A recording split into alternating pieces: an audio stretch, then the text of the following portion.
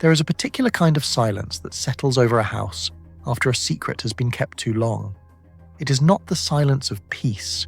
It is not the silence of a Sunday morning when the world has not yet remembered itself.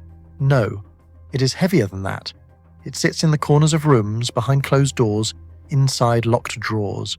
It wraps itself around the things people refuse to say, and it waits, patiently, the way only secrets can wait. In the autumn of 1952, in a tall grey house on the quieter end of Ashworth Crescent, London, such a silence had been living for quite some time.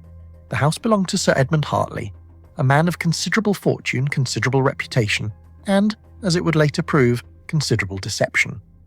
He was the kind of man who sat at the head of long dinner tables and spoke with great authority about things he only half understood.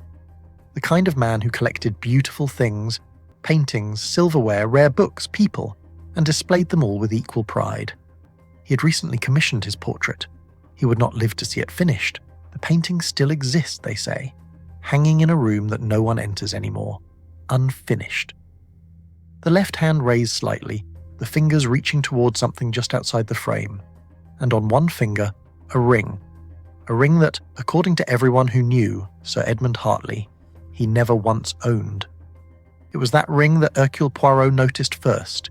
It was that ring that unravelled everything. The dead man's commission. The letter had arrived on a Thursday. Gerald Fenwick remembered this clearly, not because Thursdays held any particular significance in his life, but because he had been out of money since Tuesday, and by Wednesday evening he had already begun the quiet, humiliating mental arithmetic that artists know too well. Which bill could wait another week? Which landlord had the shorter temper? Whether the last of the cadmium yellow was worth rationing or simply worth mourning? And then, on Thursday morning, the letter. It was written on heavy cream paper, the kind that announces its own importance before a single word is read. The handwriting was precise, slightly forward-leaning, the letters formed with the confidence of a man who had never once doubted that his correspondence would be welcomed. Dear Mr. Fenwick, I have admired your work, specifically the portrait of Lady Ashcroft displayed at the Meridian Gallery last spring. I am a man who knows what he wants, and I want something of that quality for myself. I propose a full-sitting portrait, oil on canvas, standard formal composition. My schedule is, as you might imagine, demanding, but I'm prepared to be accommodating within reason. My solicitor will contact you regarding terms. I trust they will be satisfactory. Yours, Sir Edmund Hartley. Gerald had read it twice. Then he had made himself a cup of tea, the good tea, not the cheap stuff he had been saving, and sat down at his kitchen table and allowed himself just briefly to feel something close to relief. Sir Edmund Hartley was not a name one needed to look up. He was the sort of man whose name appeared in newspapers without requiring any particular scandal to justify it. 71 years old, widowed, the founder of Hartley and Crane, a shipping and import firm that had made him extraordinarily wealthy in the years following the war. He owned 2 houses, the London residence on Ashworth Crescent and a country estate in Wiltshire he rarely visited anymore. He sat on the boards of 3 charitable foundations, none of which, people whispered, he gave very much money to. He collected art. He collected influence. He collected, it was said, anything he decided was worth having. He was not, by most accounts, a particularly warm man, but he paid well and on time, and for an artist in Gerald Fenwick's position, those were virtues that outweighed charm entirely. The sittings began in October, and Sir Edmund's London house was exactly as Gerald had imagined it. Tall ceilings, dark wood panelling, the faint smell of old money that is somehow both comforting and oppressive at once. The drawing room on the first floor had been selected for the portrait sessions. It faced west, which meant the afternoon light came in at a useful angle, and Sir Edmund had, with some ceremony, positioned himself in a high-backed chair near the window, as though he had been rehearsing the pose his entire life. He was a tall man, even seated, grey-haired, sharp-eyed, with the kind of jaw that suggested he had been handsome once and knew it still. He dressed formally for every sitting, dark suit, white shirt, a pocket square that was always precisely folded. He wore a signet ring on his right hand, plain gold, the Hartley family crest pressed into it. Nothing else. He was not easy to paint. Not because he was difficult to look at, he had strong features, good bone structure, the sort of face that held light well. But he was restless in a way he seemed unaware of. His eyes moved constantly, even when the rest of him was still. He had the habit of almost speaking, drawing breath as though a thought had arrived, then apparently deciding it wasn't worth the effort, and this small, repeated motion played havoc with the line of his jaw. Gerald said nothing about this.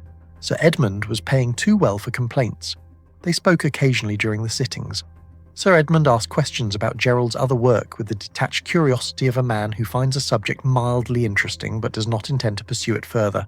And he spoke about his own collection, a constable in the dining room, a small Dutch interior he had acquired in Amsterdam before the war, a bronze figure he kept in his study that he claimed was Roman but that Gerald privately suspected was not. He never spoke about family. He never spoke about friends. When Gerald, making polite conversation one afternoon, asked whether Sir Edmund had children, the older man's eyes shifted toward the window and he said, quite flatly, "No," and the word closed the subject like a door being shut. Gerald did not ask again. By the third week of November, the portrait was perhaps 2/3 complete. The background had been established. Deep shadow, a suggestion of the bookshelves behind, the edge of the window frame catching faint grey light. The figure was solid now. He had the suit rendered in careful layers of burnt umber and ivory black, the hands beginning to take shape on the armrests of the chair. The face still needed work. Gerald was not satisfied with the eyes. He never was with any portrait. The eyes were always the last thing, and always the hardest, and always the thing that determined whether a painting was merely good or genuinely true. He had not yet painted them properly. He would not get the chance. On the morning of the 22nd of November, Gerald Fenwick arrived at Ashworth Crescent at his usual time, 10:30, and was met at the door not by Simmons, Sir Edmund's butler, but by a young police constable who asked his name twice and then told him, with the careful blankness of someone delivering practiced bad news, that Sir Edmund Hartley had been found dead that morning. Found by Simmons in the drawing room, in the chair, the same chair where he had sat for every portrait session. Gerald stood on the front step in the cold November air and felt the world reorganize itself very slightly around him, the way it does when something large and unexpected has occurred, and the mind has not yet decided how to respond. "Dead?" he repeated. "Yes, sir," said the constable. "How?" The constable's expression shifted almost imperceptibly. "We're not able to say at present, sir," which meant Gerald understood that they were able to say but would not. Not to him. Not yet. He was asked to leave his address. He gave it. He walked back down the front steps of the tall grey house on Ashworth Crescent and stood on the pavement for a long moment, the cold getting into his coat, and looked up at the first-floor window where the westlight came in at a useful angle in the afternoons. The curtains were drawn. Enter Hercule Poirot. Hercule Poirot had not intended to take the case. This was not unusual. Poirot had not intended to take a great many cases over the years, and had taken them anyway, drawn in by some detail that refused to sit quietly in the back of his mind, a word used incorrectly, a gesture that did not match its occasion, a silence that arrived 3 seconds too late. His intentions, he had long since accepted, were largely decorative. It was the little grey cells that made the real decisions, and they were considerably less polite about it. He had been in the middle of a late breakfast when Inspector Harold Wells had telephoned. Poirot had a particular feeling about late breakfasts. They were one of the few remaining pleasures that the English climate and the English kitchen had not yet managed to entirely ruin, and he guarded them with quiet ferocity. His tisane was at the precise temperature he preferred. His toast had been made correctly for once. He had been reading a letter from an old acquaintance in Brussels and was feeling, for the first time in several days, genuinely peaceful. The telephone rang. He considered briefly not answering it. He answered it. "Poirot," said Wells without preamble, because Wells was the sort of man who considered preamble a form of weakness. "I've got something rather odd on Ashworth Crescent. Dead man, wealthy, found in his drawing room this morning. No sign of forced entry. No obvious cause of death yet. We're waiting on the doctor's full report. His solicitor is already making noise and the papers will have it by this afternoon. I could use a second pair of eyes." "You have 2 pairs of your own?" Mon ami." "Yes, and they're telling me something doesn't add up, which is why I'm calling you." Poirot was quiet for a moment. Outside his window, a pigeon landed on the sill, regarded him with the blank confidence that pigeons reserve for situations they do not understand, and flew away again. "The name of the deceased?" Poirot asked. "Sir Edmund Hartley." Poirot set down his tisane. "The shipping man. You know him?" "I know of him. as does anyone who reads the financial pages with any regularity. He paused. You said the drawing room? Yes. Was anything disturbed? That's just it, Wells said. Nothing. Place is immaculate, that's what bothers me. Poirot looked at his toast. It had gone cold. The morning, he reflected, had made its decision. I will come, he said. Ashworth Crescent was the kind of street that had decided, sometime around 1890, exactly what it wanted to be, and had seen no reason to revise that opinion since. The houses were tall and identically grey, with black iron railings and steps worn smooth by a century of respectable feet. The trees along the pavement had lost their leaves, and the bare branches made precise dark lines against a sky the colour of old pewter. Poirot arrived at 20 minutes past 11, stepping out of the taxi with the careful deliberation of a man who has learned, over many years, that arriving well is half the work of an investigation. He wore his coat, the good one, dark wool, properly pressed, and his hat was set at the precise angle he considered appropriate for serious business. He paused for one moment on the pavement and looked up at the house. It looked back at him with the perfect blankness of a house that has nothing to say. We shall see about that, Poirot thought, and went up the steps. Inspector Wells was waiting in the entrance hall, a broad, solid man in his mid-50s with a grey moustache and the permanently slightly exasperated expression of someone who has spent 30 years being surprised by human behaviour and has still not made his peace with it. He shook Poirot's hand with the brisk efficiency of a man completing a transaction. Good of you to come, he said, which was Wells's way of saying he was relieved. Tell me what you have, Poirot said, handing his coat to a young constable who appeared from somewhere to receive it. Wells pulled out his notebook, an old habit, Poirot knew, even when he had nothing written in it that he didn't already know by heart. Sir Edmund Hartley, 71 years of age, widower. Found this morning at approximately 8:15 by his butler, a man named Simmons, who has been in his employ for 11 years. Sir Edmund was in the drawing room, in the chair near the window, fully dressed, no signs of struggle, no visible wounds. Yet you do not believe it was natural causes. The doctor's preliminary opinion is that it could be. Heart, possibly. Man was 71 after all, Wells paused. But, Poirot agreed. But Simmons says Sir Edmund was in excellent health, had a full medical examination 6 weeks ago, and was told he was, in the doctor's words, remarkably sound for his age. And, Wells hesitated, which was unlike him. There's something about the room. I can't put my finger on it. Everything is in its place. Too much in its place. If you follow me. I follow you perfectly, Poirot said. Let us go up. The drawing room was on the first floor, and it was, as Wells had said, immaculate. Poirot stood in the doorway for a full minute before entering. This was his habit, to look first, from a distance, before the act of moving through a space disturbed whatever delicate arrangement of fact and suggestion it contained. He had learned long ago that a room, like a face, could tell you a great deal if you gave it the courtesy of your full attention before you began asking it questions. The room was large, traditionally furnished, dark green walls, heavy curtains now drawn back, a marble fireplace cold and clean, bookshelves along the far wall, the books arranged by size rather than subject, which told Poirot something small but not entirely insignificant about Sir Edmund's relationship to knowledge. A drinks cabinet, a writing desk, nothing on it, 2 armchairs and a sofa arranged around a low table, on which sat an ashtray, empty and clean, and a single glass, also clean. And near the window, slightly apart from the rest of the furniture, the chair. It was a high-backed chair, dark wood, upholstered in deep burgundy leather. Sir Edmund had been removed. The body was with the doctor now, but the chair retained the particular quality that chairs sometimes hold after long occupation. The leather was shaped very slightly to a body's memory.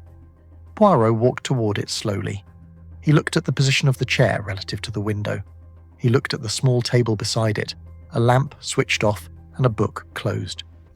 With a bookmark approximately 2/3 of the way through, he looked at the angle of the morning light coming through the tall window glass. Then he turned and looked at the easel. It was still standing where Gerald Fenwick had left it, presumably at the end of his last session.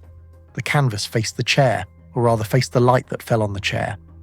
A working painter's placement, entirely logical. Poirot walked to the canvas and stood before it. He said nothing for quite a long time. Anything? Wells said from behind him, with the slightly strained patience of a man trying not to hurry Hercule Poirot and finding it difficult. Many things, Poirot said quietly, "but I am not yet certain which of them matter." He tilted his head very slightly to the left, a small, almost involuntary movement that those who knew him well recognized as the outward sign of an inward question forming. "The painter? Where is he now?" "Fenwick? Sent him home this morning. We took his statement. He's at his studio in Clerkenwell." "I will wish to speak with him." "I thought you might." Wells came to stand beside him, looking at the canvas. Unfinished, as you can see. He'd only got partway through. "Yes," Poirot said. He was still looking at the painting with that same focused, unhurried attention. "Tell me, Wells, did you examine this carefully?" "I looked at it. It's a portrait half done. Background's finished, the figure is mostly there. The face isn't complete yet." "And the hands?" Wells frowned and leaned in slightly. "What about them?" "Look at the right hand, the ring." Wells looked. A pause. "Plain gold?" "That's his signet ring, isn't it? The family crest thing."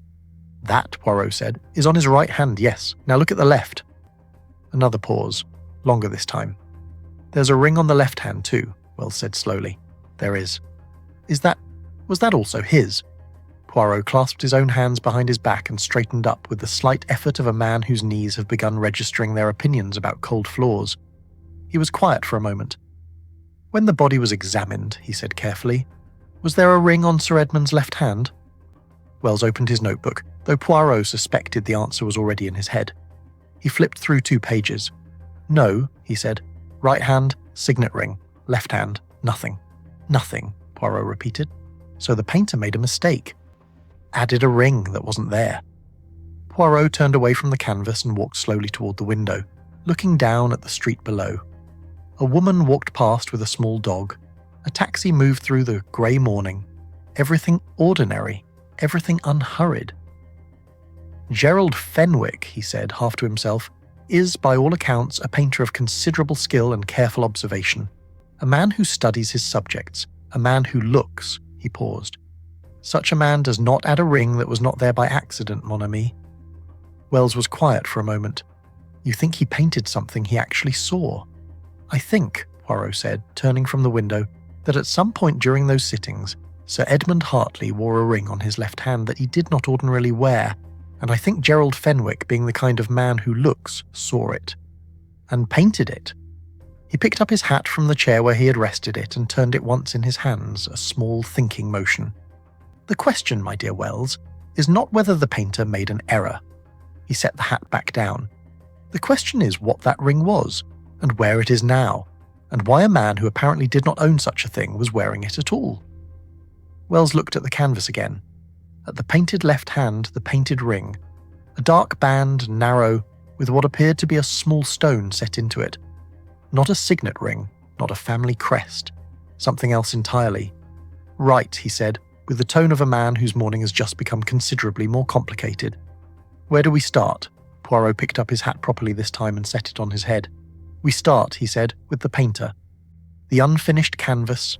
Gerald Fenwick's studio was on the 3rd floor of a narrow brick building on Mercer Lane, Clerkenwell, the kind of street that had never quite decided whether it was coming up in the world or going quietly down, and had settled, after some years of indecision, for simply staying exactly as it was. The building smelled of turpentine and damp plaster and, faintly, of the bakery on the ground floor that had closed sometime in the late 40s and apparently left its ghost behind in the walls. Poirot climbed the stairs slowly. He was not, he would privately admit, as quick on stairs as he had once been. His knees had developed, over the past few years, a tendency to express themselves on inclines, and 3 flights of narrow steps with a slightly unreliable banister were enough to make him pause on the 2nd floor landing and take a moment to collect himself. Not from breathlessness exactly, but from the accumulated indignity of the climb. He straightened his coat, adjusted his hat, reminded himself that the little grey cells at least had not developed any such inconvenient opinions about stairs. He continued up. The studio door was open. Poirot knocked on the frame anyway.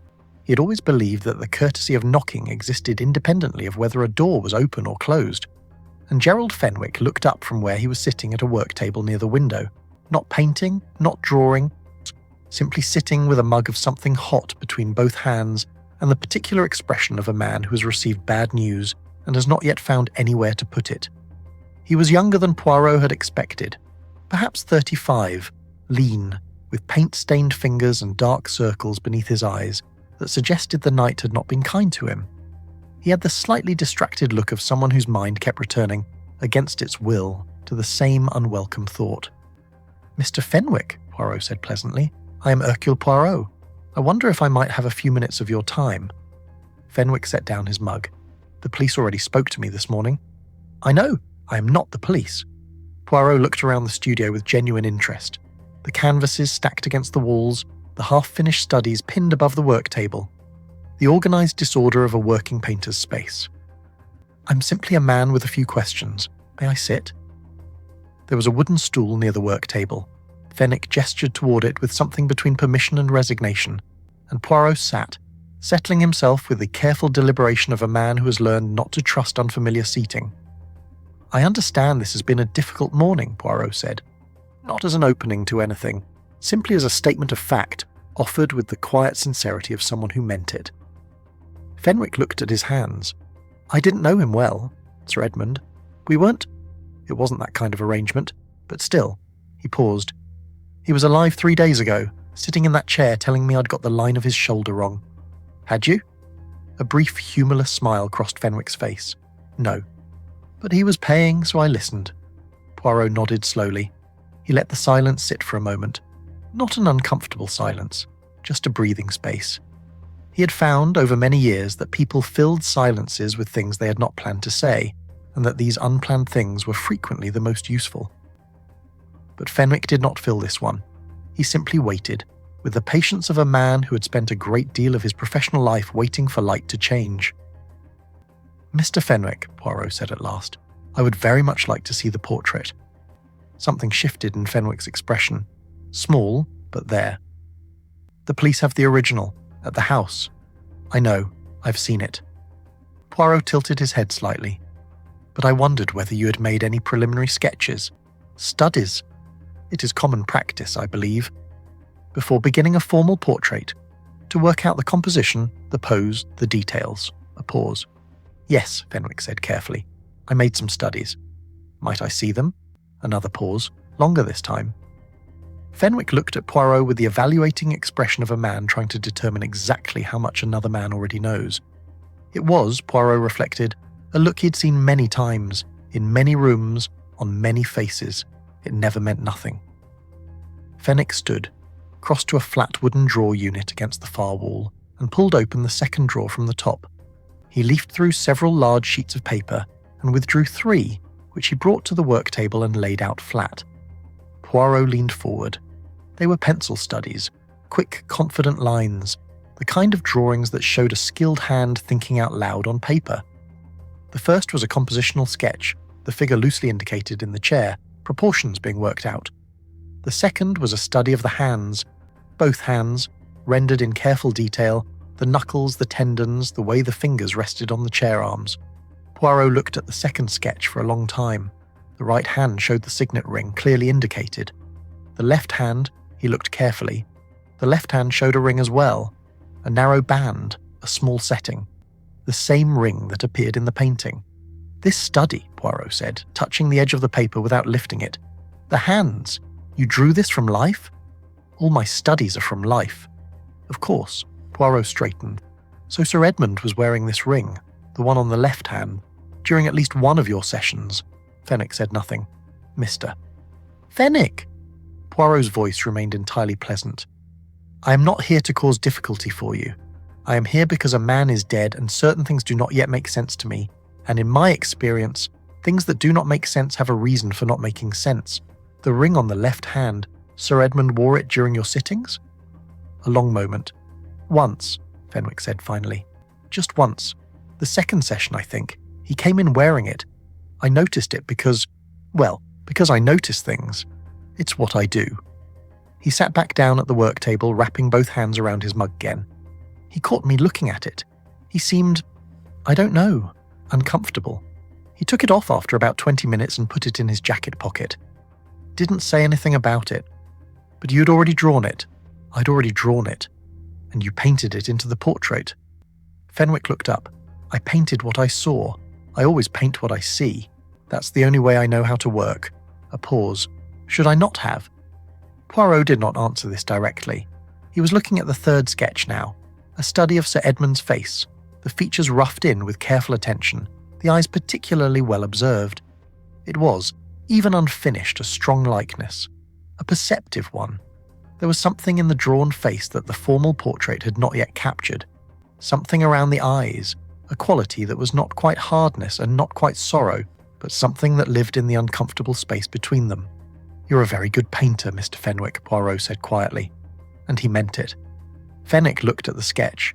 "He had an interesting face," he said after a moment, in the tone of someone paying a professional compliment to a difficult subject.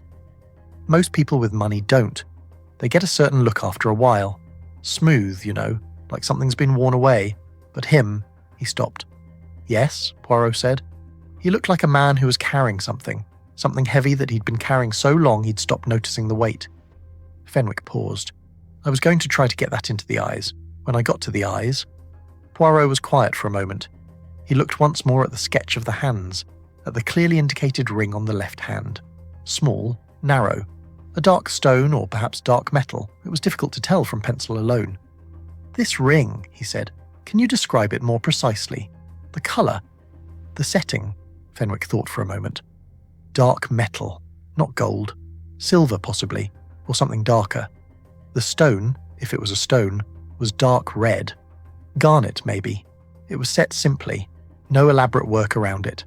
Old-looking." He paused. "It looked like the kind of ring that meant something. Not a fashion thing, not decorative. The kind of ring somebody gives you or leaves you." "The kind of ring," Poirot said thoughtfully, "that tells a story." "Yes," Fenwick said, "exactly that." Poirot sat with this for a moment. Outside the studio window, the grey London sky had shifted slightly, a thin watery light finding its way between the clouds and falling across the work table, illuminating the pencil sketches with the indifferent precision of winter sun. It lit the drawn hands, it lit the ring. "One more question," Poirot said, and something in his tone made Fenwick look up. "In all your sessions with Sir Edmund, and I understand there were several, did he ever receive any visitors? Did anyone else come to the house while you were there?" Fenwick was still for a moment.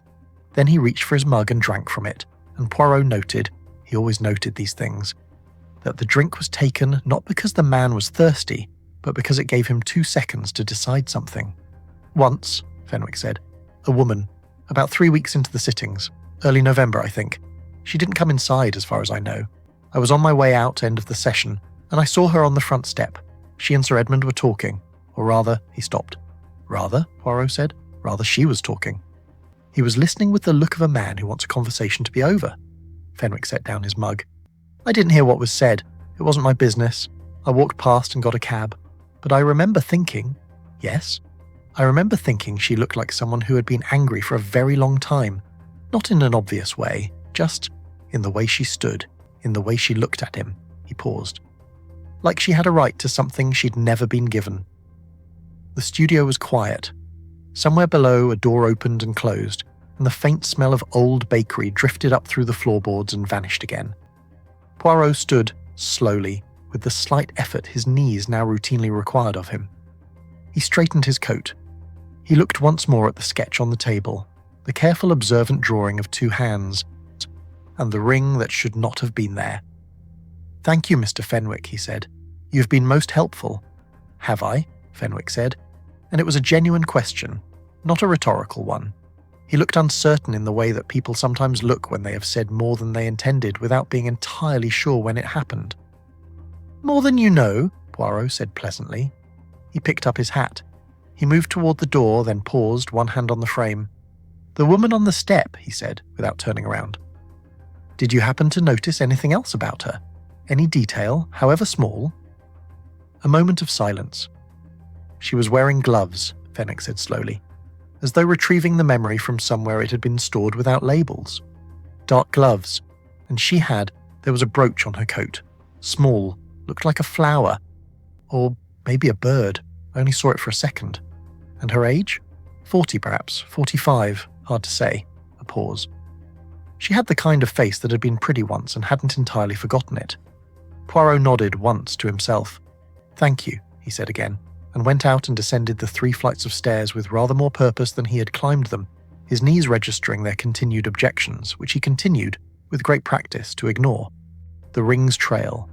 The jewellers of London, Poirot had always felt, were among the most quietly knowledgeable people in the city. A doctor knew your body, a solicitor knew your affairs, a priest, if you were that way inclined, knew your conscience. But a jeweller knew something more specific and in some ways more revealing than any of these. A jeweller knew what you chose to carry on your person, pressed against your skin day after day. And that, Poirot had found, told you a very great deal about a person indeed. He started on Bond Street because Bond Street was where a man of Sir Edmund's standing would have gone for anything he purchased himself. 3 establishments. Poirot visited each one with the same pleasant, unhurried manner, described the ring as Fenwick had described it. Dark metal, dark red stone, simply set, or old-looking, and asked whether Sir Edmund Hartley had ever made such a purchase, or whether the ring was known to them.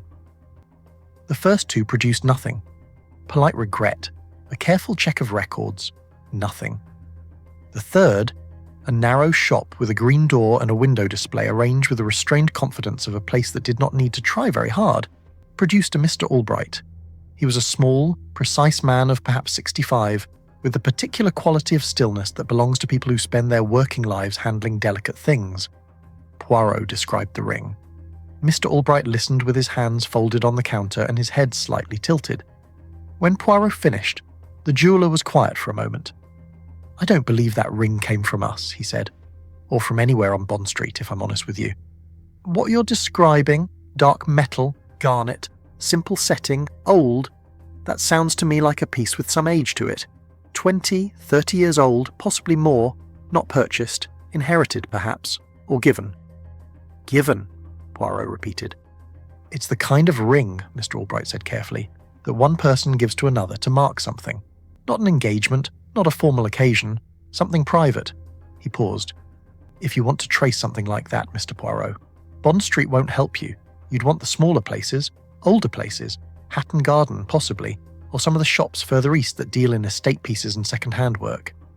Poirot thanked him and went back out into the cold. Hatton Garden in November had a particular quality. The diamond merchants and gem dealers behind their small windows, the narrow streets smelling of metal and cold stone, the whole district going about its precise glittering business with complete indifference to the weather. Poirot walked it slowly, methodically, the way he did everything, stopping at 3 establishments that dealt specifically in estate jewellery and older pieces. At the second of these, a shop called Rice & Son, squeezed between a watchmaker and a narrow staircase leading to something unspecified above, he found what he was looking for. The man behind the counter was not Reese, and was not apparently the son either, but a heavy-set, unhurried individual named Marsh, who had the comfortable authority of someone who had been in the same place long enough to become part of the furniture. Poirot described the ring. Marsh looked at him for a moment with the assessing expression of a man deciding how much to say. "Garnet, you said? Dark metal, black and silver most likely. Simple setting, old." "That is correct." Marsh reached under the counter and produced a large battered ledger which he opened with the ease of long practice. "We sold a ring matching that description," he said, running a blunt finger down a column of handwritten entries. "Not recently. 7, 8 years ago now." He found the entry and looked at it. "There we are. Sold to a..." He paused. "To a Miss M. Voss, December 1944. Poirot was very still. "Miss Voss," he said. "Do you have an address?" "We'd have had one at the time." Marsh looked at the ledger entry again. "Pimlico, but that's 8 years ago, mind. Can't say if it's still current." "It is of no matter," Poirot said. "The name is sufficient." He looked at the ledger entry once more. The neat handwritten line, the date, the name. December 1944, the middle of the war, a ring bought in the middle of a war, in a small shop in Hatton Garden, given to someone, carried, presumably, for 8 years, and then worn just once in a drawing room on Ashworth Crescent by a man who quickly took it off and put it in his pocket. "One more thing," Poirot said. "The ring, when Miss Voss purchased it, was it bought as a gift? Did she indicate as much?" Marsh considered this with the slow deliberation of a man searching genuine memory rather than inventing one.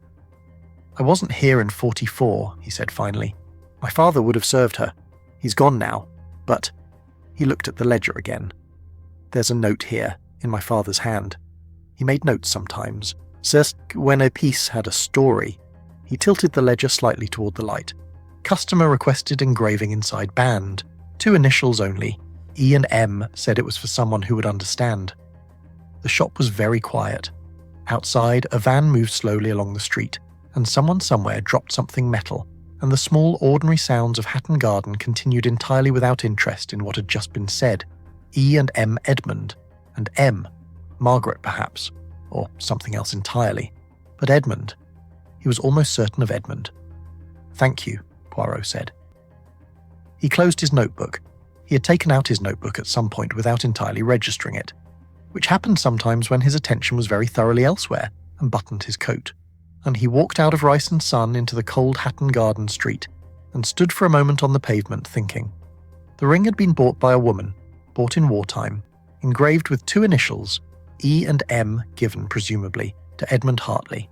Kept by him, clearly, since it had been in his possession 8 years later, but not worn, not ordinarily, not publicly.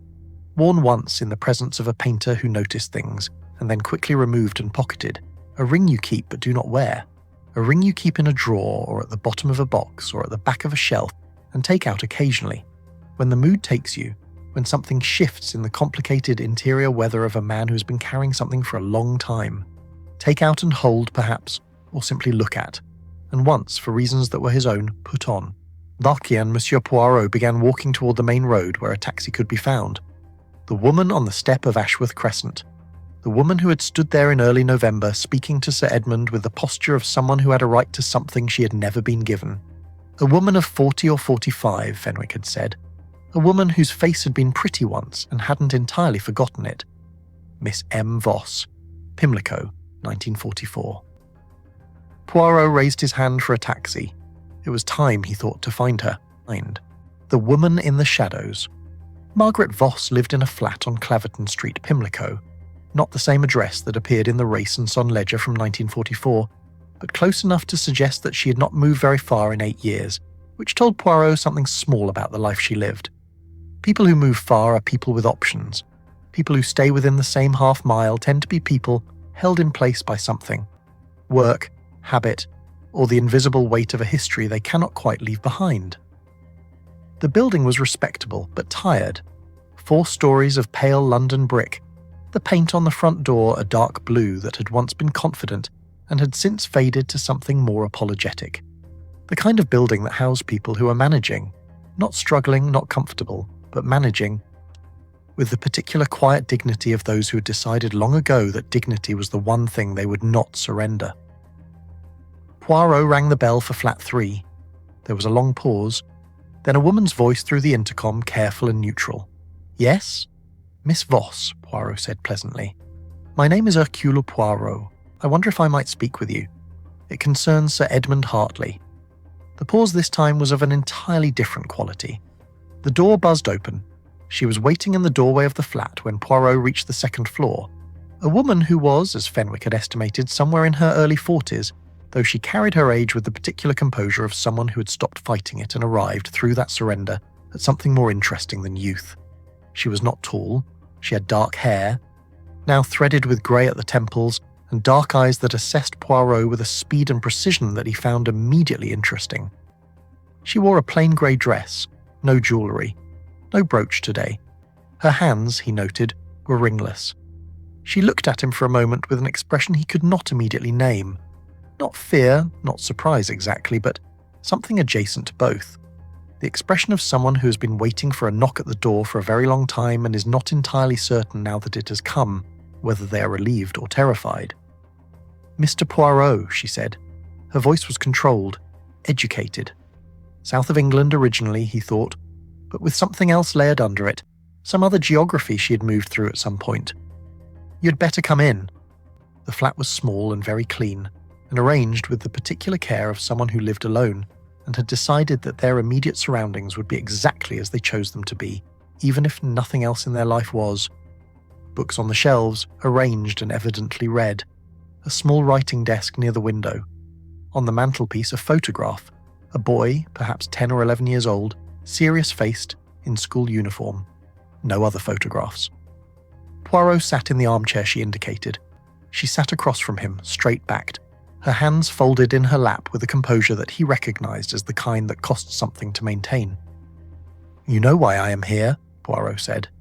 It was not a question. "I know Sir Edmund is dead," she said. "I read it in this morning's paper," she paused. "And I know who you are, mister." "Poirot? I imagine that means the police think it wasn't natural causes." "They are uncertain," Poirot said carefully, "and uncertainty in such matters requires investigation. And investigation brought you to me." "Eventually, yes," he looked at her steadily. "Miss Voss, I should like to ask you some questions, and I should like to ask them directly, because I think you are a direct person, and I think we will both find it more useful than going around things. Will you allow me that?" Something in her expression shifted very slightly. Not softened exactly, but acknowledged. She nodded once. "How long did you know Sir Edmund Hartley?" She was quiet for a moment. Not hesitating, Poirot thought. Calculating, rather. Deciding where to begin something that had a great deal of beginning in it. 18 years, she said finally. "You met during the war. 1943. I was working as a secretary at a firm in the city that handled some of his company's accounts. He was..." She paused. "He was not yet Sir Edmund then. He was just Edmund Hartley. He was 53 years old, and his wife was in the country for the duration, and he was in London. Very busy, very important, very used to getting what he wanted." She said this without particular bitterness, simply as fact delivered with the steady precision of someone who has rehearsed it, not for an audience but for themselves. Has told themselves the plain version of the story often enough that the plain version is now what remains. "And what he wanted," Poirot said gently, "was you." "For a time," she said. "Yes." "The ring," Poirot said. "The garnet ring, dark metal engraved with E and M. You gave it to him." A silence. She looked at him with those quick dark eyes, and he saw something move through them, surprise perhaps, that he had found that particular thread, and then something else, older, that had nothing to do with surprise. "Christmas, 1944, she said. "Yes, I gave it to him." She looked toward the window. "It was foolish. I knew it was foolish when I did it. A woman giving a married man a ring with their initials engraved inside it. Yes, I was aware of the foolishness. But we'd been together for over a year by then, and the war was still going, and..." She stopped, started again. "There is a particular kind of logic that takes hold of people during wartime, Mr. Poirot. I don't know if you know what I mean." "I know exactly what you mean," Poirot said quietly. She looked at him. He accepted it. He was kind about it. "He said things that I believed at the time." A pause. "He was very good at saying things that sounded like promises without being promises. I understood this later. At the time, I simply believed them." "When did the affair end?" 1947. She said it cleanly, without flinching. "His wife came back to London when the war ended. He became busier, more prominent. I saw him less frequently, and then less frequently again, and then one day I understood that the spaces between were not interruptions anymore. They were the arrangement." She unfolded her hands and refolded them, a small unconscious motion. "He gave me money, for a time. I refused it after the first year. I didn't want his money." "What did you want?" The room was very still. Outside, somewhere on Claverton Street, a child was calling to someone. A high, bright sound that came through the window glass and then faded. Margaret Voss looked at the photograph on the mantelpiece. "I wanted him to acknowledge his son," she said. The silence that followed was the kind that does not need to be filled. Poirot looked at the photograph. The serious-faced boy in school uniform, 10 or 11 years old, which if the affair had ended in 1947, and the boy was perhaps 11 or 12 now, in 1952, placed his birth at approximately 1940 or 1941. Before the affair then, or at its very beginning. "Thomas," Margaret said, following his gaze. "He is 12 years old. He's at school in Hammersmith, a good school, a decent school. I work as a bookkeeper. I've managed..." She said the last sentence with a quiet emphasis that contained within it an entire history of managing. "But Thomas knows he has a father. Children always know, Mr. Poirot. You cannot hide that shape from them. They feel the absence of it the way you feel a missing tooth with your tongue, constantly, without meaning to." "Did Thomas know who his father was?" "I told him when he was old enough to ask properly. I told him his father was a man named Edmund Hartley, that his father knew of his existence, and that his father had chosen not to be part of his life." She paused. I told him the truth. It seemed less cruel than a comfortable lie in the long run. I may have been wrong about that. I think about it often. And you went to see Sir Edmund, Poirot said. Recently, in early November, at his house on Ashworth Crescent. She looked at him steadily. How do you know that? You were seen? A moment, then, yes. So I went to see him. I'd written to him twice in the past year and received no reply. Not a refusal, nothing, just silence, as though the letters had been dropped into deep water. Her voice remained even, but her hands, Poirot noticed, had tightened slightly in her lap. Thomas is 12. In a few years he will be a young man. He will need things, education, opportunity, a name that opens doors rather than closing them. Edmund Hartley was a very wealthy man with no legitimate children and no heir. I was not asking for myself. I want to be clear about that. I was asking for Thomas. And what did Sir Edmund say? Margaret was quiet for a long moment. She looked at the window, at the grey November light coming through it, the ordinary Pimlico afternoon going about its business outside. He said no, she said at last. He said it very quietly, very finally, the way he said everything.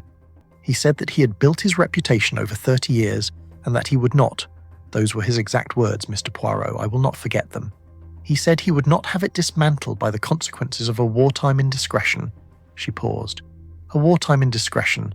That was what Thomas was to him, a consequence. She stopped speaking.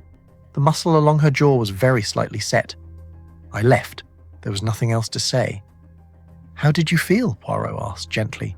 She turned from the window and looked at him with those precise dark eyes, and for the first time since he had sat down, the composure slipped. Not dramatically, not with tears or raised voice, but simply with the particular weariness of someone who's been holding something very heavy for a very long time and has, just for one moment, stopped pretending it isn't heavy. I was furious, she said. I have been furious, Mr. Poirot, in a quiet way, for approximately 12 years. It does not go away. You learn to carry it. You learn to put it down in certain rooms and pick it up again when you leave. But it does not go away.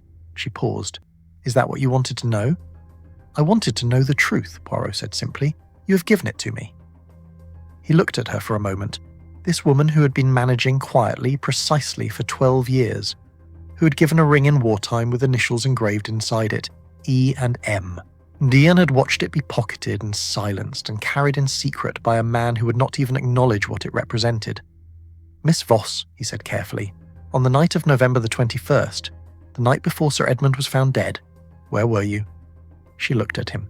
The question had arrived as such questions do with its full weight. Here, she said, at home. Alone? Thomas was here.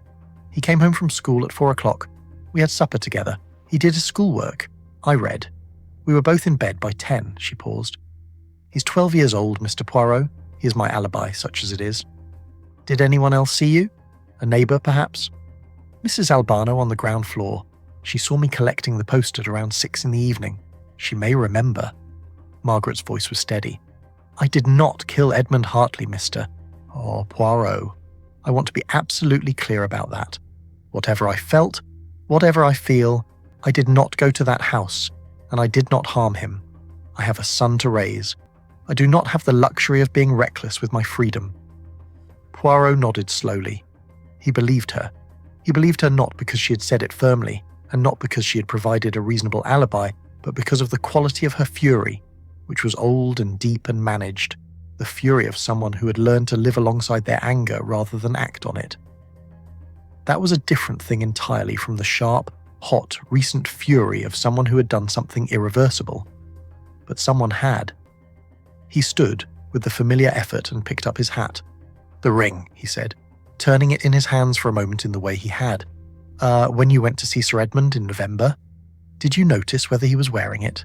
She thought for a moment. No, he wasn't wearing it. A pause. But he had it. I saw it on his desk when I first came in. He must have had it out for some reason.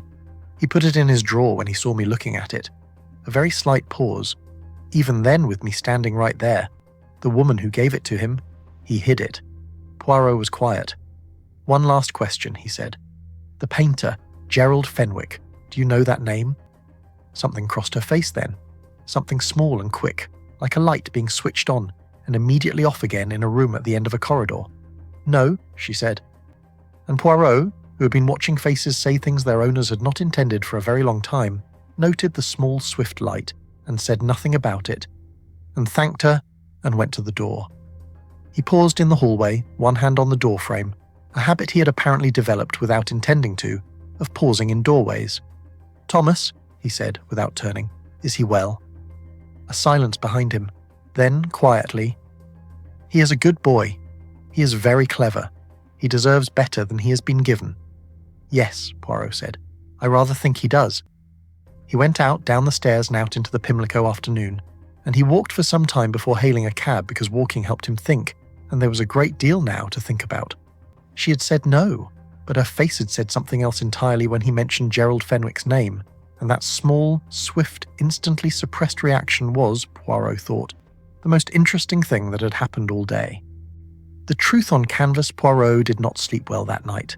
This was not in itself unusual. There had been many cases over the years that had kept him awake in the small hours, not from anxiety exactly, but from the particular restlessness of a mind that has gathered most of the pieces of something and cannot stop turning them over, fitting them together, taking them apart again, looking for the configuration that makes everything lie flat and still and true. He lay in the dark of his flat on Whitehaven Mansions and looked at the ceiling and thought about a ring bought in wartime, engraved with 2 initials, given with the specific, painful hope of someone who knows, on some level, that hope is not entirely warranted but offers it anyway. Because that is what people do when they love someone who is not entirely safe to love. He thought about a painter who noticed things. He thought about Margaret Voss's face when he said Gerald Fenwick's name. He thought about a boy of 12 in school uniform, serious-faced in a photograph on a mantelpiece, growing up in a Pimlico flat with a mother who managed, who was furious in a quiet way, who had told him the plain truth about his father, because she thought it less cruel than a comfortable lie. He thought about Sir Edmund Hartley, who had sat in a high-back chair for a painter's careful eye, and worn just once a ring he kept hidden, and who had told a woman that her son was a wartime indiscretion and would not be acknowledged. Somewhere in all of this, someone had decided that Sir Edmund Hartley should not continue. Poirot turned onto his side and looked at the window, where the London night pressed its grey-orange self against the glass, and thought about what he knew and what he still needed to confirm, and at approximately 2 a.m. he reached the configuration that made everything lie flat. He did not feel satisfied. He rarely did at this moment. There was, in the solving of such things, very little that resembled satisfaction. There was only the cold, clear recognition of what had happened, and the question of what to do about it now. He closed his eyes. He did not particularly sleep. He telephoned Wells at 8 o'clock the following morning. "I need to know 2 things," he said, without preamble, because Wells was a man who appreciated the occasional absence of preamble when the occasion called for it. "First, the medical report on Sir Edmund. Has it come through?" "Came through late yesterday," Wells said. "Cardiac arrest, but..." "But," Poirot said. "The toxicology isn't finished. The doctor flagged something. Trace elements in the blood that he wants a second opinion on. Could be nothing. Could be consistent with certain compounds that would precipitate a cardiac event in a man with an underlying condition." A pause. Sir Edmund did have an underlying condition, as it turns out. Slight irregularity in the heart. Nothing that would have killed him on its own, the doctor thinks, but something that would have made him considerably more vulnerable to being helped along, Poirot said quietly. "Yes." Wells's voice was careful. "We're not calling it murder yet. Not officially, no. But you are thinking it." "I am thinking it," Wells confirmed. "Good. Second thing, I need you to find out whether Gerald Fenwick has any connection to Pimlico, whether he has ever lived there, whether he has friends or acquaintances there, whether he knows or has known a woman named Margaret Voss." A silence on the line. "You think the painter's involved?" Wells said. "I think," Poirot said carefully, "that Gerald Fenwick is a young man of approximately 35, and that Margaret Voss is a woman of approximately 42, and that the geography of their lives may overlap in ways that have not yet been examined." He paused. "I also think that Gerald Fenwick was present in Sir Edmund Hartley's house on multiple occasions over a period of 6 weeks, and that he is a man who notices things. And that a man who notices things and has reason to feel strongly about what he sees is a man worth examining more carefully." "I'll make some inquiries," Wells said. "Give me a few hours." The few hours passed slowly. Poirot occupied them in the way he sometimes did when waiting. He made tisane, he read, He straightened things that did not need straightening, and he returned, repeatedly and despite his better efforts, to the question of motive, not the mechanics of it. The mechanics, he suspected, would resolve themselves when the toxicology came through. Something introduced perhaps into a drink, or onto a surface, or in some other quiet and undetectable way that only became detectable when you knew to look. The mechanics were almost always explicable, once you understood the why. The why was what interested him. The why was always what interested him. He thought about Gerald Fenwick sitting in Margaret Voss's flat, because that, Poirot was now almost certain, was what had happened. A young painter in Clerkenwell, not far from Pimlico, a woman alone with a son and a long-managed grievance. A connection formed. How exactly, he did not yet know. Proximity, perhaps. A shared acquaintance. Or simply the way that people in the same radius of a city sometimes find each other, especially people who are each carrying something. And then, the commission. The letter on heavy cream paper arriving on a Thursday. Did Fenwick know, when he accepted it, who Sir Edmund was? Or did he find out later, during the sittings in some conversation, some detail that connected the wealthy man in the high-back chair to the woman in the Pimlico flat and the boy in the school photograph? And when he found out, what then? A man who notices things. A man who had been, for weeks, in the private space of Sir Edmund Hartley's home. Who knew the routines of the household? Who knew when Simmons was downstairs?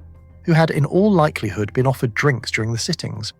The decanter on the drinks cabinet had been noted in the scene report, 2 glasses on the tray, a hospitable arrangement. Poirot set down his tisane. A man who notices things also notices where a decanter is kept, and when a man's back is turned. Wells telephoned at 12:30. "Fenwick," he said, and his voice had the particular flatness of someone delivering information they find significant. Born 1917, Battersea. Lived in various parts of south and central London. Clerkenwell since 1949, a pause. Pimlico, 1945 to 1949. Claverton Street. Poirot closed his eyes for one moment. Claverton Street. The same street as Margaret Voss. They were neighbours, he said. More than that, possibly. We spoke to the woman on the ground floor of Miss Voss's building, a Mrs. Albano, who confirmed that Miss Voss had an alibi for the night of November 21st. She also mentioned, when asked about Miss Voss's connections, that Miss Voss had a young friend, a painter, who had lived in the building some years ago and still visited occasionally. Wells paused. She described him as very fond of the boy, Thomas. Poirot sat very still, very fond of the boy. Of course that was it. Not only the anger on Margaret's behalf, not only the injustice of what Sir Edmund had done and continued to do. Something more immediate than that, something more personal. A young man who had lived on Claverton Street, who had known Margaret Voss and her son Thomas during the years when Thomas was small and fatherless, and growing up with the shape of an absence he could feel but not name.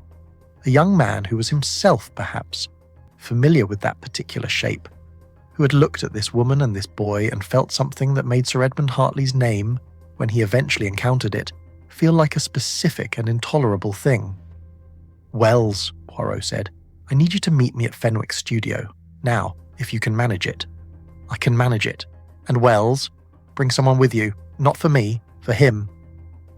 The studio on Mercer Lane was as Poirot had left it 2 days earlier, except that the grey London light was coming from a different angle, and Gerald Fenwick was not sitting at the work table this time, but standing at the window, as though he had been watching the street and had heard or sensed their approach. He turned when they came in. He looked at Poirot, and then at Wells, and then at the constable Wells had brought, and something in his face settled into a stillness that was different from calm.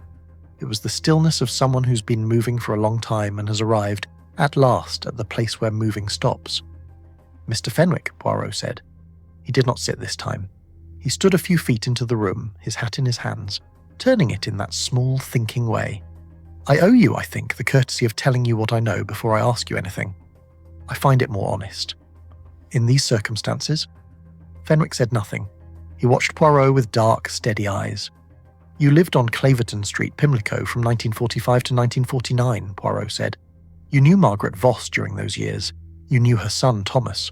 You were, by all accounts, a consistent and caring presence in their lives. The kind of presence that a boy without a father notices and remembers." He paused. "At some point, during the sittings, I think, or perhaps just before them, you became aware that your new client, Sir Edmund Hartley, was Thomas's father, the man who had known of the boy's existence for 12 years and had consistently, deliberately refused to acknowledge it. Fenwick's jaw moved very slightly. He said nothing. You accepted the commission anyway, Poirot continued, or perhaps you sought it. I am not yet certain of that detail. And it matters less than you might think. You spent 6 weeks in that house. You watched Sir Edmund. You observed him with the careful attention of a painter, which is to say, with the kind of attention that goes beneath the surface of things. Poirot paused. You saw the ring, the garnet ring that Margaret had given him in 1944. He wore it once, just once, and you saw it, and you put it in the painting and in your sketches, because you paint what you see and because, I think, some part of you wanted it recorded, wanted there to be, somewhere, evidence of what that man had kept hidden. The studio was very quiet. Wells stood slightly behind Poirot and to the left, very still, doing what good policemen do in such moments, simply being present without interruption. The night of November 21st, Poirot said. He kept his voice even, almost gentle, not because he did not understand the weight of what he was saying, but because he did. It was not your usual session day, but you came to the house anyway. Simmons let you in. You were a known visitor, a trusted one.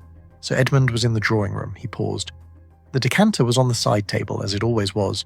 Sir Edmund had a heart irregularity that he was perhaps not widely known to have, but that a careful person, spending 6 weeks in his company, might have observed, in the slight breathlessness on the stairs, in the pills on the bathroom shelf, visible through an open door.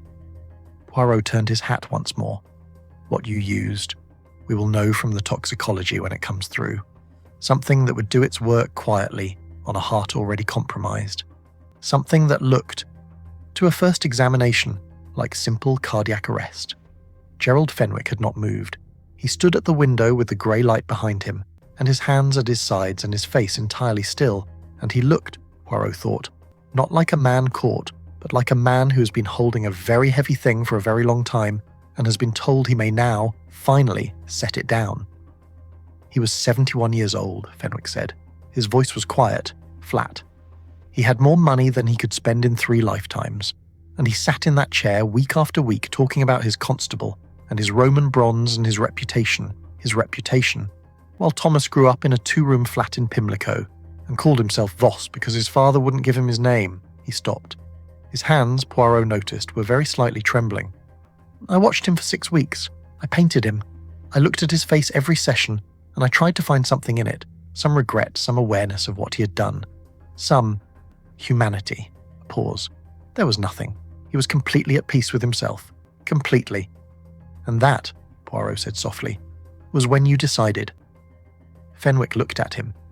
He was going to die anyway. In 5 years, 10, the heart condition would have taken him eventually. And he was never going to acknowledge Thomas. I knew that, after the 6th session. I knew it completely. He paused. Thomas deserves his father's name. He deserves the inheritance. With Edmund Hartley dead, no legitimate children, no will that I knew of that excluded Thomas. Margaret could bring a claim, could prove paternity. There were letters. She had letters Edmund had written her during the war. She could fight for Thomas's future. And so you decided to accelerate matters, Poirot said. I decided, Fenwick said, with the quiet precision of a man who has thought about his words carefully, that some debts should be paid. The room held this for a moment. Then Wells stepped forward, with the steady, practiced movement of a man doing his job, and Gerald Fenwick did not step back. He simply stood, at his window, in his paint-stained studio on Mercer Lane, in the grey November light, and looked for one moment past Wells and past Poirot at the canvases stacked against the wall, the unfinished studies, the half-begun things, the work he would not now complete. Then he looked back and he was still. Legacy of lies. The law, Poirot had observed over many years, moves with a confidence that is not always the same thing as justice. Gerald Fenwick was arrested on the morning of November the 25th. The toxicology report, when it came through 4 days later, confirmed the presence of a compound, digitalin, concentrated, far beyond any therapeutic dose, consistent with the deliberate precipitation of cardiac arrest in a subject with a pre-existing heart irregularity. It had been introduced, the forensic examination determined, into the whisky decanter in Sir Edmund's drawing room, a decanter from which Sir Edmund, by habit and by temperament, poured himself a glass each evening at precisely 7 o'clock. Fenwick did not deny it. He made a brief statement to Inspector Wells, confirmed the essential facts with the flat, and careful precision of a man who has decided that the truth at this particular point is the only thing left worth offering, and said nothing further. His solicitor arrived and said a great deal on his behalf, none of which changed anything material. The case would go to trial in the spring. Whether Fenwick would hang, or whether the particular circumstances, the deliberate premeditated nature of it balanced against the moral weight of what Sir Edmund had done, the 12 years of denial, the boy without a name, whether any of that would move a jury towards something less than the full sentence, Poirot did not know. English juries were, in his long experience, complicated instruments. They were moved by things that did not always appear in the evidence. They were sometimes moved by the right things and sometimes by the wrong ones, and it was rarely possible to predict in advance which it would be. He found, to his own quiet discomfort, that he did not know what verdict he hoped for. This was unusual. Poirot had always believed, firmly and without much internal debate, that the law was the law, that his function was to find the truth and deliver it to the appropriate authorities, and that what happened afterward was not his concern. He had held this position through many cases and across many years, and it had served him well as a kind of professional ballast. But he sat in his flat on Whitehaven Mansions on the evening after Fenwick's arrest, and drank his tisane, and found that the ballast, on this occasion, was sitting less comfortably than usual. He thought about Thomas.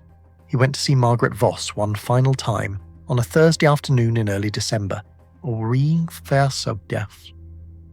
when the London cold had settled in properly and the trees on Claverton Street were bare and black against a white sky. She opened the door herself this time. She had known he was coming. He had telephoned ahead because he was a man who believed in the small courtesies, particularly when delivering things that were not courteous at all. She looked, he thought, smaller than before. Not in stature. She was the same composed, straight-backed woman he had met 3 weeks earlier, but in some less physical way, as though something she had been braced against had given way, and the bracing itself, now unnecessary, had taken a certain amount of her with it. She made tea. They sat in the same positions as before, him in the armchair, her across from him, her hands folded. The photograph of Thomas was still on the mantelpiece. He was, Poirot noticed, wearing a slightly different school uniform in the photograph than he had thought on first viewing. An older photograph, perhaps. Thomas was probably a little bigger now. Gerald, she said, when they had been sitting for a moment. She said the name quietly, with the careful flatness of someone who's been crying. Not recently, but recently enough. He didn't tell me what he was going to do. I want you to know that. I know, Poirot said. I wouldn't have... She stopped. I don't know what I would have done if he had told me. I've thought about that since. I don't have an answer. She looked at her hands. He was trying to protect Thomas. In his way. It was the wrong way. It was a terrible way, but she paused. Gerald lost his own father when he was 8 years old. Did you know that? I didn't know that, Poirot said. He never spoke about it very much, but I think Thomas became something to him. Some version of the thing he had lost or never properly had. She was quiet for a moment. He is not a bad man, Mr. Poirot. No, Poirot said. He's not a bad man who did a bad thing. That is, unfortunately, a category with a great many members. She looked at him. Something in her expression shifted. Not quite a smile, but the ghost of one. The kind that appears when someone says something true that also happens to be in its grim way. Almost wry. What happens to Thomas now? She asked. And in the question was everything. The 12 years of managing, the ring given in wartime, the letters sent and unanswered, the front step of Ashworth Crescent in November, the no delivered quietly and finally. All of it compressed into 4 words and asked with the steadiness of a woman who had learned that you did not get the luxury of falling apart while you still had someone depending on you to stay upright. Poirot leaned forward slightly. There is a solicitor, he said, a man named Carver, who handled Sir Edmund's affairs and who has been, since the circumstances became known, engaged in a very careful review of the estate. Sir Edmund died intestate, without a valid will. The previous will, it appears, was made some years ago and contained certain irregularities that render it questionable. He paused. There is, additionally in Sir Edmund's private papers, a collection of letters. letters he kept, all these years, in a locked drawer in his study.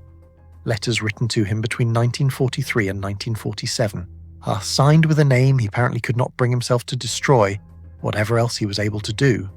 Margaret was very still. "Your letters," Poirot said gently. "He kept them. Everyone." The room was quiet for a long moment. Outside, a car passed on Claverton Street, and somewhere further away a church clock began to strike 4, the notes coming through the cold air with the deliberate patience of things that mark time whether anyone is listening or not. "He kept them," she said, barely above a whisper. "He kept them," Poirot confirmed. "I do not say this to rehabilitate him. I say it only because it is true, and because the truth, all of it, seems to me to be owed to you." He settled back in his chair, with the letters, with witnesses, with the medical and civil records that establish Thomas's birth, and the timing of your connection to Sir Edmund. There is, Carver believes, a reasonable case for Thomas's recognition as Sir Edmund's natural son and a claim on the estate. It will not be simple. It will be contested, possibly, by distant relations with their own interests, but it is possible, genuinely possible. Margaret Voss looked at the photograph on the mantelpiece, at the serious-faced boy who had grown up with the shape of an absence and the plain truth his mother had given him instead of a comfortable lie. Poirot watched her face, and he saw the thing that moved through it, slowly, carefully, like light finding its way through a room that had been closed for a long time. Not happiness, exactly, not relief. Something quieter and more complicated than either of those. Something that had to do with time and with the strange, uneven way that things sometimes, not always, not predictably, but sometimes, eventually arrived at something that resembled fairness. "He should know," she said at last. "Thomas, I'll need to tell him." "Yes," Poirot agreed. "He should know." He walked from Claverton Street to the river, because it was not far and because the cold air helped him think, or perhaps simply helped him feel the shape of things without thinking about them too precisely, which was sometimes more useful. He stood for a while on the embankment and watched the Thames move past in the December dusk, grey and purposeful, carrying everything and keeping nothing the way rivers do. The city went about itself on both banks. Lights were coming on in the buildings across the water. He thought about the portrait. It was still at Ashworth Crescent, he supposed, in the drawing room with the west-facing window. The unfinished portrait of Sir Edmund Hartley, the background complete, the figure largely rendered, the hands painted with careful accuracy, and the face still lacking its eyes, still waiting for the thing that Gerald Fenwick had said he always left last, the thing that determined whether a painting was merely good or genuinely true. It would never be finished now. There was something in that, Poirot thought, that was almost too precise to be accidental, except that life, in his experience, was full of such precisions, such unintended accuracies. A man who had spent his life refusing to be truly seen, captured at the end in a painting that would never quite show his eyes, an unfinished thing hanging in an empty room, a portrait of a man who had kept his secret so thoroughly that even his painted face had never been fully revealed. The left hand, though, the left hand with its dark ring and its quietly engraved interior, E and M, and the small sentence that meant something only to those who were meant to understand it. The left hand was finished. Gerald Fenwick had finished the hands completely in the early sessions before anything else. Whatever else one said about Gerald Fenwick, and there was a great deal to say and none of it simple, he had painted what he saw. He had looked at a man who concealed himself from everyone, and he had found in the left hand the one true thing. The thing Sir Edmund could not entirely erase, because it sat in a locked drawer and he kept going back to it. Because for all his careful construction of reputation and legacy and the smooth surface of a respectable life, he had kept the letters. He had kept the ring. He had worn it just once in a room where a painter was looking. Perhaps that was its own kind of confession, late, insufficient, and entirely private. But there. Poirot turned up his collar against the December cold and looked at the river for another moment. Then he turned and walked back toward the city, toward the lights and the noise and the ordinary complicated business of people living their lives and keeping their secrets, and occasionally being found out. And he thought about a boy of 12 in Pimlico who did not yet know that his father's letters existed, or that his name was about to change, or that the unfinished portrait of a man he had never met contained in its carefully painted left hand the small permanent record of the fact that he had existed, that he had been known, that whatever Edmund Hartley had refused to say out loud, something in him had, in the end, refused to entirely forget. It was not justice. It was not even close to justice. But it was something. And Hercule Poirot, who had spent more years than he cared to count learning the difference between the two, walked home through the December dark and found that, for tonight at least, something was enough. The portrait of Sir Edmund Hartley remained at Ashworth Crescent for several months, until the estate was settled. It was never completed. At Margaret Voss's quiet request, it was eventually transferred to her keeping, not hung, but stored, or was wrapped carefully in brown paper in the back of a wardrobe in the Pimlico flat. Thomas Voss, who would, in the spring of 1953, be legally recognised as Thomas Hartley, never asked to see it. He knew it was there. That, it seemed, was enough for him too.